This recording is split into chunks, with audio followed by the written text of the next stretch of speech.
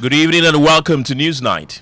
Tonight, President Akufo Addo touts achievements and insists he has successfully delivered on his mandate as he presented his final State of the Nation address to Parliament. Mr. Speaker, the country is not broke, as some propagandists want us to believe. We are handing over the country with gross international reserves of almost 8 billion United States. We have details as the NDC tears into the president's address. Let me remind His Excellency, Honourable Speaker, that his tenure in office will remain a timely reminder of how not to govern the country. But the majority side say posterity will judge the president fairly. Posterity will be the utmost judge. And I repeat, soon and very soon, the Ghanaian people will see the true colors of this umbrella. Also coming up, President Akufo Addo pledges government support for traders affected by the fire that swept through and destroyed everything at a section of the Cantamanto Market.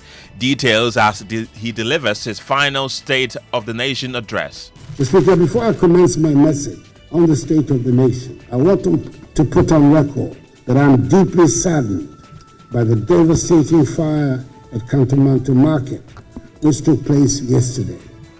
More as affected traders of Cantamanto Market fire begin rebuilding their stores in an effort to prevent authorities from redeveloping the market after thousands of shops were destroyed yesterday. Because more people are gonna have a brief, but was any part of any gumo. But it can't amount to any patchy woman in any packet. But if you want to say, Biamu Bessia more time and more emwa, because for Sunyamani and Tom Momu.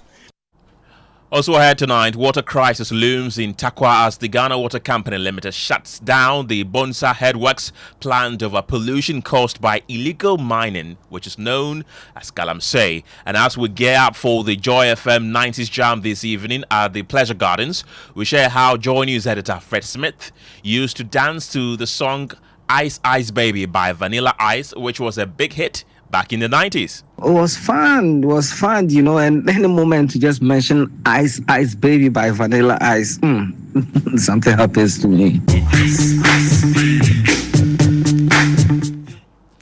Also, how well can you sing Daddy Lumba's popular song Teresa in English? Teresa. How do you say A in English? A. What is Teresa?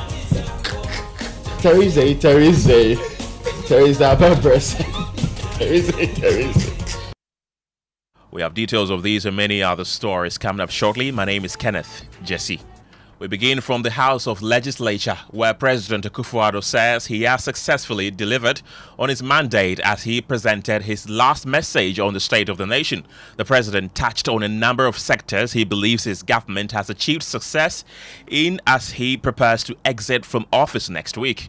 Free SHS, security and the economy were among the big names. Now, Parliamentary Affairs correspondent Kweku Asante sat through proceedings and has joined me in the studio with details. Kweku, the president spent a pretty good time talking about the security of the country. Tell us more. Well, yes, Kenneth, the president said in the wake of terrorist activities in the sub-region, his government has ensured that Ghana has remained largely peaceful through the very hard work that his government has been doing through the security chiefs.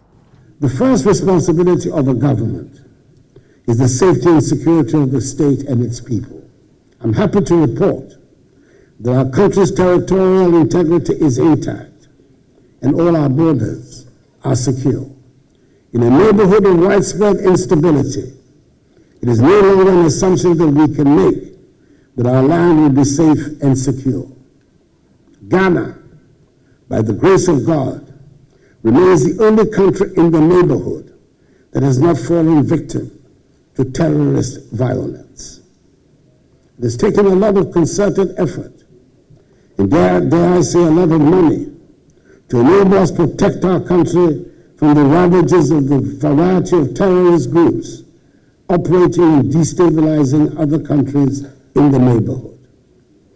I wish to pay great homage to the security services and their ministerial leaders for the work we do every day to keep us safe.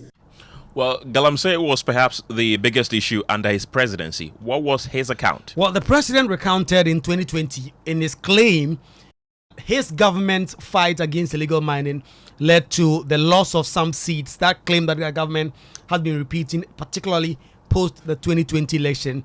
He said that all must come together, even as he leaves office, to work very hard to ensure that galamsey is defeated. In my inaugural speech at my swearing in my first term on 7th January 2017, and early on in that term, I made a public commitment to tackle galamsey, the phenomenon that had been ravaging our environment and destroying our lands and water bodies in the pursuit of mining our gold. I knew and was very much aware that fighting galamsey was not a universally popular position for a president to take. But I felt strongly enough about the need to protect our environment to say I was prepared to put my presidency on the line in the defense of our lands and water bodies. And indeed, Mr. Speaker, the fight against galamsey led directly to the loss by my party of several parliamentary seats in the 2020 elections, and to the makeup of this 8th Parliament, which affected the implementation of my policy agenda and impacted the second term of my presidency. I welcome the many loud converts to the fight against galamsey that suddenly appeared in the run-up to the 2024 elections. And I pray that more and more of us get to embrace the need for the protection of our lands and water bodies. Well, then there's free SHS, which the president has been touting as having transformed the country's education sector. Well, yes, Ken, free SHS is arguably this government's biggest program that it has implemented since 2017. The president is clear in his mind what transformative agenda that program was and how exactly it has shaped this country's future. Mr. Speaker, if arguments still rage over what there is to show for the fight against galamsey and the effects of irresponsible mining, there can be no such arguments about the introduction of the free SHS and free TVET programs.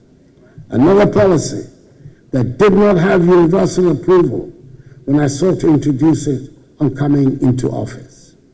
However, I believe this is one of the rare occasions on which you can use the word transformational without any danger of abusing the word. We have transformed education, and there can never be a reversal, of the fact that some 5.7 million young people have gained access to secondary education. Well, the president also made a very bold statement that Ghana is not broke. Mr. Speaker, the country is not broke, as some propagandists want us to believe. We're handing over the country with gross international reserves of almost 8 billion United States dollars. This is more than the 6.2 billion United States dollars of gross international reserves my administration inherited in 2017. Economic growth. The noise will not shut out the statistics. And I intend to put the statistics on the record of Hansard, no matter the amount of noise. What were the reactions of the leaders in the House? Well, so on the floor, Yumano Lama Kofi in fact started and said President Akufo Addo's governance is the clearest indication of how not to govern a country. And then we heard from the majority leader, less than Afenyo Market, whose opinion was that the posterity will actually judge the president very fairly. Mr. President, you left something very important in your account. You left out an account of your promise to God to build him a cathedral. Mr. President, let me remind His Excellency, Honorable Speaker, that his tenure in office will remain a timely reminder of how not to govern a country. But let me also be quick to assure the good people of Ghana that hope is on its way. And President John Dramani Mahama and the NDC. Today, all those who could not get free SHS benefited from it when Akufo Addo assumed office. Mr. Speaker, TVET was also implemented for those who are placed at the lowest ebb of fortune's wheel to also get advantage of getting technical education. This is it, Mr. Speaker. Prosperity will be the utmost judge.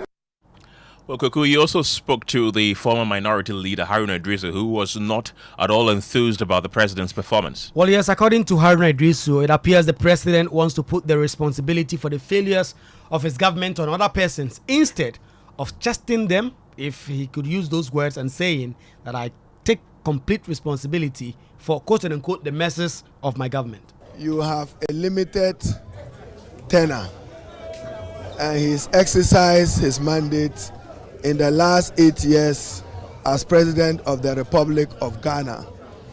What Akufo Addo has done cleverly today is to share what he describes at his level as his proud record, but is a missing link of a puzzle, which record have so been rejected by the Ghanaian people. So there is something more that we all need to interrogate, that something probably went wrong.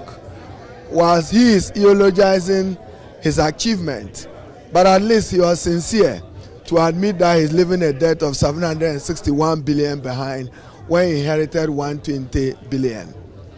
So Ghana today, an enduring resilient democracy in a fragile economy of disappointed Ghanaians, trusting that John Dramani Mahama will come and end their hopelessness and despair. Well, let's get onto the telephone lines now and have a conversation on the back of the president's State of the Nation address. He made he touted a lot of his achievements in the economy and the educational sector. Let's start with Professor Patrick Asumin, who is an economist joining us right now. Thank you very much for your time this evening. The president famously said that the country is not broke and that he's leaving behind gross international reserves of $8 billion compared to just $2.5 billion when he took over power in 2017. Is the country broke or not? Good evening to listeners, and thanks for having me. I'm quite surprised to hear the president saying the country is not broke. The country is very broke, and if you country where you get to the point where you can't pay your debt and you go and ask people to forgive you part of your debt, then you are broke. Or if you have a country where you spend more than you collect in revenues and you have to always look for support from elsewhere, to the extent that you have to submit to the rules of the IMF to do things that you ordinarily wouldn't do, you are broke. But I think we don't even need to go that far. Just cast our mind the last 2 months, the last 2 weeks. We heard of how I had to struggle to get the finance ministry to release less than 150 million cedis for them to just complete marking of examination scripts. Or I'm sure you probably know that service persons are struggling are being owed in arrears. These are young people who are serving the nation, and they take mega amounts, and yet we are struggling to pay. So if really the country is not broke, and we are not making these commitments, I guess it's probably just wickedness on our part that we are not fulfilling those requirements. So I have no idea why the president will use gross international reserves as evidence that we are not broke. Because, you see, the $8 billion that he's referring to, he gave us 3.5 months of import cover. Now, I just made a quick check. At the end of December 2020, 2016, our gross international reserves was actually just upward of 6 billion. It was also, guess what, 3.5 months of import cover. So I don't, even based on his own information given, if we were using the months of import cover, what the previous administration left is exactly the same 3.5 months of import cover as his $8.8 billion. So I think the president appears to be focusing on the growth indicator for 2024, the first 3 quarters, which shows that the growth has been higher than expected. But then again, there are other sources of data released by the Ghana Statistical Service that shows that all is not well with the economy. We know, for instance, some data showing weaknesses within the labor front. The number of youth who are neither in employment, education, or training has been increasing. The labor market has been weak. Okay. And we also know the issue about rising food costs, food inflation. So I think that if we put all of these data together, the economy hasn't recovered, and the Ghanaian economy is definitely broke. Right. Professor Patrick Asumin is an economist. Thank you very much for your time. Let's now speak to Dr. Peter Antipate, who is the Executive Director of the Institute for Education Studies. Dr. Ante, welcome to the show. The President touted his achievement in the education sector, and of course he mentioned the fact that 5.7 million young people have gained access to secondary education. He also said the students' performance at WASI and BECE levels have improved significantly. What's your overall assessment of the president's performance in the education sector within the last 8 years? Well, I think he's done well. He's done the best that he could. Yes, free SHS have opened doors to many students. We've been able to improve access. More importantly, TVET education have been rebranded. Their certification process have been restructured in such a way that now you finish your technical education and you can still go to your technical university. So in that respect, you can say that the president have done something very substantial. But the fact that free SHS have been implemented doesn't mean that we should exaggerate on some of the data that we are working with. And I have a problem with that because most of the decisions and most of the plans that we do around this policy hinges on the data available. It beats my imagination that the president is saying that by his own understanding, if not for free senior high school, 5.7 million students will not have accessed secondary school at this time. It beats my mind. It means that without free senior high school, nobody was able to access senior high. Without free senior high school, nobody was able to access senior high school, which is very, very not true. And more importantly, that number is even false. It's not accurate because you agree with me that we have challenges with data in this country. So yes, normally when you are doing some of these things, you do data triangulation. So you check data from WAEC. Those who have sat for BEC, that data is around 4.3. If you check school placement, those who have been placed after BC, that data is around 3.4. If you check from the MS data, enrollment for the period 2017 to 2024, that data is around 4.3 million. So each data point that you look at, it does not get close to the 5.7 the president is talking about. Even data from the Ministry of Education puts this around 3.1. So I personally do not understand the over-exaggeration of the number of students that have benefited from the free senior high school. I think that has got a bearing on how we are planning and budgeting for the policy, and that is why technically we have challenges even in terms of funding the policy because the data is not accurate. Okay, Dr. Peter Antipate is the Executive Director for the Institute for Education Studies. Thank you very much for your time this evening.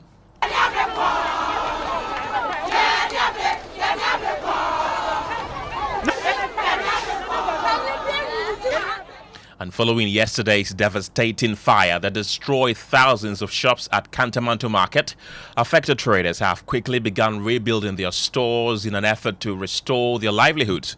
The Ghana National Fire Service successfully extinguished the fire yesterday after battling the blaze for approximately 12 hours. Speaking to Joy News, some traders cautioned authorities against any plans to redevelop the market, vowing to resist such moves.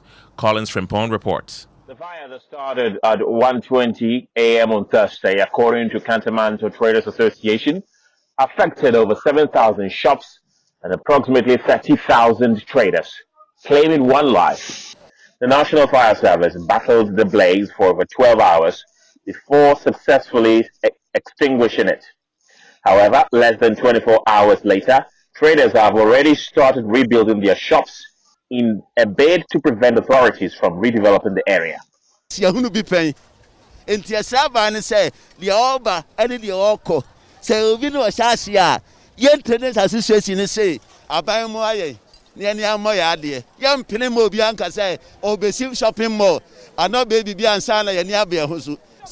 he has been selling here for more than 32 years, 32 solid years that he has been here selling second-hand clothing. So they are pleading with government to come to their aid. According to him, when it happened in 2013, government supported them. They are not expecting anything different. They don't want new shops, they don't want anything. All that they are pleading is that they want government to support them and also build their structures themselves. They don't want any NGO, they don't want anyone to come here and come and build their structure.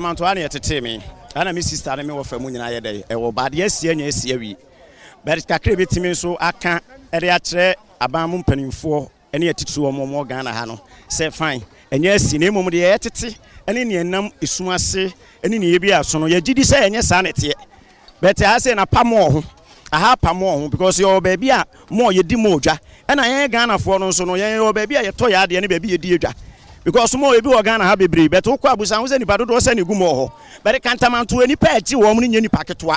But if you want to say, because for Sunia and Tom Momu, because I had dear table so I had no cry and Ghana and the Rakanta, which made the bobra. Yam pet 12 years in the a dream baby said, give one, a bayama, a better. They say, never die a man, and I'm a pamic Mijina hay, into your baby 90 years, Naso. She is saying that they are here because of what has happened before. They don't want to wait for government or authority to come here and say that they are going to build stores or build structures for them. They are taking their own initiative, build up their structures, get back their lives. The chairman of the Cantamanto Traders Association, Samuel Amo, is also urging authorities to assist the affected traders to rebuild their structures. And the president, Nana Akufo Addo, has pledged his government support for traders affected by the fire that swept through and destroyed everything at a section of the Cantamanto Market.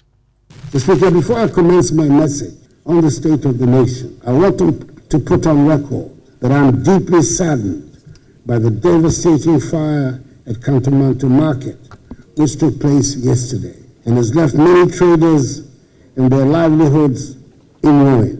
My thoughts and prayers are with those affected, and I extend heartfelt sympathy to the hard-working traders who have lost their goods and investments. Government stands with you and will work with relevant agencies to ascertain the causes of the fire and to provide the needed support. As a nation, let us unite in compassion and solidarity to help those who have suffered losses. Together, we can extend a helping hand to our fellow Ghanaians in need during this challenging time. And Alex Kinate from the Ghana National Fire Service Public Affairs Unit noted that the unavailability of fire hydrants posed a significant challenge to firefighting efforts. Well, we faced quite a lot of challenges. Accessibility was one. The good thing for us is that at the early hours when we came, accessibility wasn't too much of a problem, apart from the interferences from people. But as the day dawned, the morning came, accessibility became a problem because it became a busy day, cars coming in, the road getting blocked, every congestion happening, and then the fact that there was no functional hydrants within this terrain. So we had to resort to traveling all the way to Farisco and then to GRE to go and replenish and come back. So you can imagine the distance from here to GRE at Circle and then being in traffic all the way coming back here again to fight the fire. It wasn't a mean job, so those are some of those, like, we don't have enough fire attendants in the system. It's a very worrying situation. You heard Alex Kinate of the Ghana National Fire Service there. Now, residents of Takwa Township and surrounding areas in Ghana's western region face a possible water crisis following the shutdown of the Bonsa Hard Works treatment plant by the Ghana Water Company Limited. The plant, which supplies potable water to over 75% of the area, has been forced to close due to severe pollution of the Bonsa River caused by illegal mining activities, also known as galamsey. A statement issued by the Takwa District Manager of the Ghana Water Company Limited highlighted the dire situation, emphasizing the inability to extract and treat water due to the extent of contamination. My colleague Kojo Brace joins me in studio with excerpts of the statement. Kojo, what's contained in that statement? So the statement is signed by Wisdom Do Akoto, who's the district manager for the Ghana Water Company Limited in Takwa. He says, "We are sorry to announce that Bonsa Headworks that produced 75% of potable water to Takwa Township and some environs have been shut down due to massive galamsey activities on River Bonsa, making it difficult to abstract for treatment. We have tried all that we could, but no avail, hence the shutdown. The river is still being monitored for acceptable parameters to enable us restart production, and until then, the plant remains closed. We promise to update the public for any development with regards to the current situation." Thank you, Kojo. In a related development, convener of the Media Coalition Against Illegal Mining, Ken Ashigbe, has expressed the urgency of implementing the Anti-Galamsey Pact to address the crisis and prevent further environmental degradation. We signed a pact with 8 of the presidential candidates. So we have a pact with the president-elect. And we are going to hold him to that particular one. And we believe that he signed it knowing that he actually was going to deal with that. So as we talk about the committee that has been set up, the oral committee that has been set up, another one that has to be done is everybody who has been involved in the pillage, in the pollution, in the killing of Ghanaians, in the poisoning of Ghanaians. We need to make sure that these people pay for their crimes. And most importantly, we need to make sure that the rot will stop. There's several things that the president-elect had talked about, that nobody in his government was not going to allow them to be involved in. Those are things that we're going to hold him to. And as Ben said, we're going to work with him to ensure that we can save our country from that. But I think that what the lesson all of us as Ghanaians should learn is the fact that we should not surrender the governance space to only the political class. The way we saw over 50 organizations rise up, we need to see that in every part of government.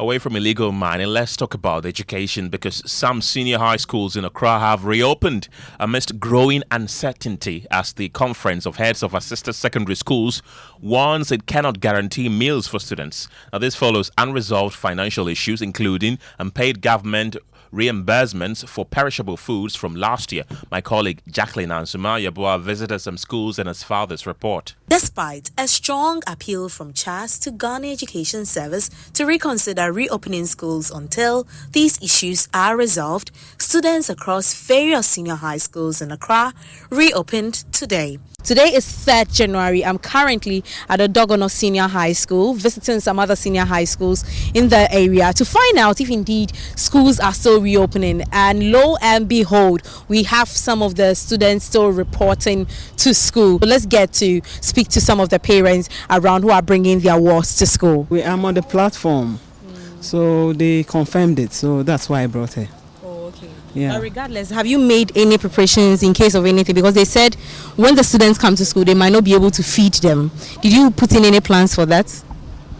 Oh, I know they will do that. So I didn't have any second thought about it. I mean, put in extra preparations? Oh, anything? I gave her the normal things I used to give her. What happened was I heard everything, but my daughter called me to inform me that this is the problem that experience in the school. So I used to send her money, every weekend, 2 weeks, 2 weeks. And concerning their reopening, I got the information recently that they said the school is be reopened on the 7th. But I got another message from the school WhatsApp that the school is supposed to be reopened this morning, which is on the 3rd. In case of food and everything, you've made sure that she has everything that she needs. Yeah, and she's not being fed. Yeah, and we agreed that every 2 weeks I have to send her some money. Let's head to the Ashanti region now, because the Ashanti East Regional Superintendent of the Assemblies of God Church, Reverend Dr. Emmanuel Kojo Jesse, is calling on Ghanaians to support government policies aimed at restoring the country's economy. Speaking during a crossover service, he noted that the expectation of an improved economy requires more than government initiatives, stressing that it demands active participation and commitment from the citizenry. Clad in white, many filled church auditoriums to usher in the new year. To some people, the previous year was characterized by economic hardship, negatively affecting their standards of living, in lifting the hopes of many who made it to the Lighthouse Central Assemblies of God for the crossover service. Reverend Dr. Jesse believes efforts to revive the economy will have to be supported by the citizenry. So we need to think about the nation, love the nation, die for the nation, pay our taxes. Everything that we need to do, we must do. And if you do it, I believe as some of the countries are developing, our nation can also be developed. Well, still in the Ashanti region, while many in the country welcome the new year with a traditional church service, a group of young men at Adwato in Kumasi are taking a different approach. They have introduced a unique way of ushering in the new year by hosting attire parties, a celebration centered around the enjoyment of locally brewed tea. For these young men, sipping the aromatic tea symbolizes washing away the troubles of the previous year, offering them a fresh start and a moment of reflection in a relaxed social setting. This unconventional celebration has been gaining traction in the community. Interestingly, this year's event had the backing of an unexpected supporter, the pastor of a local church who provided sponsorship for the party. Joy News' Nana Yaojima caught up with the organizers of the event to learn more about their initiative, which continues to draw interest and participation from both locals and visitors. On a small coal pot, the herbs for the locally brewed tea, popularly known as attaya, boil. One of the gentlemen, in an attempt to get the tea boiled faster, is fanning the coal pot. This time, the gentlemen have different flavors for the brewing of the tea. Leader of the group, Omono Asamoah, takes us through the ingredients for the night. Sometimes there are no flavors. No, see a change. This is hibiscus flower for flavor. Also, we have blended ginger with some spices here as well. Here is a kettle for the brewing of the tea. We have the tea leaves here as well.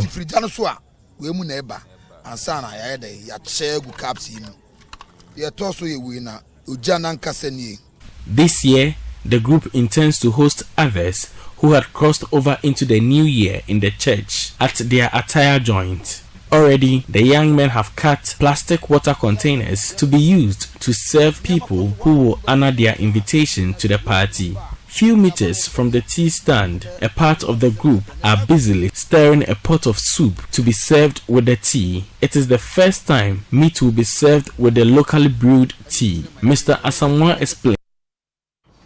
Well, the hour countdown to the Joy FM 90s Jam has officially begun, and the anticipation is at its peak. Tonight at 8 p.m., the Pleasure Gardens in Jolu will come alive as we relive the electrifying era of the 90s, with DJ Black spinning some of the greatest hits of the decade. One track that's sure to get everyone on their feet is Ice Ice Baby by Vanilla Ice, a song that defined the start of the 90s in style.